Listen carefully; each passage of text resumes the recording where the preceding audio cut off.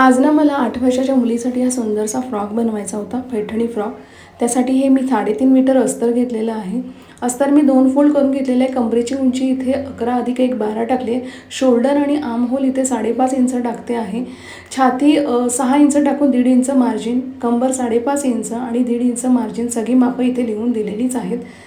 आणि आता इथे काय करते, गळा रुंदी 2 इंच आणि गळ्याची खोली 4 इंच टाकलेली आहे आणि गळ्याचा आकार देऊन घेतलेला आहे. शोल्डर इथे मी फक्त 1 इंच घेते कारण मला शोल्डरला ना नॉड लावायचे आहेत. आता पुढील भाग झालेला आहे, पाठील भाग करायला घेऊया. पाठीमागे आपल्याला झीप लावायची म्हणून मी अर्धा इंच मार्जिन सोडलेलं आहे आणि संपूर्ण पुढील भाग आपण उमटवून घेऊया. आता इथे दोन्ही भाग आपले कटिंग करून झालेले आहे. आता घेर कटिंग करायला घेऊया.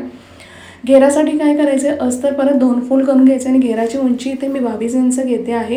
ह्याचा संपूर्ण डिटेल व्हिडिओ माझ्या यूट्यूब चॅनलवर आहे आणि चॅनलचं नाव हेच आहे, शिवणकला बाय प्रीती. तर तुम्ही नक्की जाऊन पहा आणि चॅनलला सबस्क्राईब पण करा. तर इथे आपलं संपूर्ण कटिंग झालेलं आहे. तसंच साडीवर आपण आपल्या खालचं घेराचं पण कटिंग मी इथे करून घेते आहे. ही मुनिया बॉर्डरवाली साडी आहे आणि ही साडी मी मिशोवरून घेतलेली आहे. तर हे बघा, इथे मी साडीचा घेर 40 इंच घेते आहे, म्हणजे ऑलमोस्ट 1 मीटर.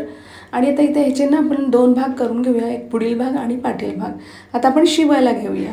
आता इथे काय करायचं आहे बघा, आपलं अस्तर मी ठेवून घेतलेलं आहे मेन कपड्यावर आणि इथे ह्या 13-13 इंचाच्या मी नॉड कापलेल्या आहेत. 4 नॉड कापून घेऊया आपण इथे आणि ह्या व्यवस्थित खांद्याला फिक्स करायच्या. डबल लॉक करून घ्यायचं, नाही तर ती नॉड निघू शकते.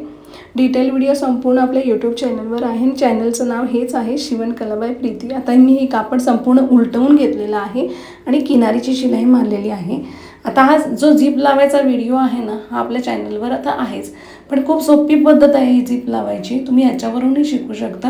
ही साधी सिंपल झीप आहे, काही नाही, साधी सिंपलपणे मी लावलेली. पहिले कापड संपूर्ण उलटवून घेतलेलं आहे आणि ही झीप लावलेली आहे. ही साधीवाली झीप आहे. याच्या अगोदरच्या एका व्हिडिओमध्ये मी इनविजिबल झीप कशी लावायची तेही दाखवलेली आहे. परत एकदा मी एक व्हिडिओ तो पण टाकेन. तर ही बघा, हा दुसरा पार्ट पण इथे मी लावून घेतलेला आहे आणि बघा किती छान फिनिशिंगने लागलेली आहे. एक लक्षात ठेवायचं, नेहमी ना धागा चेंज करायचा.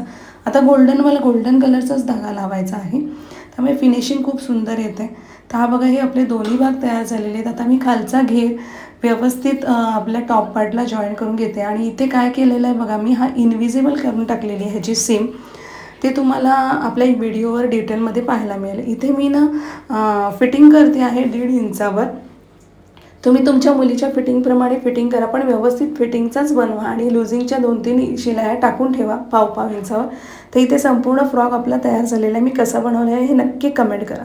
आवडला ना फ्रॉक? चला पटापट फॉलो करा.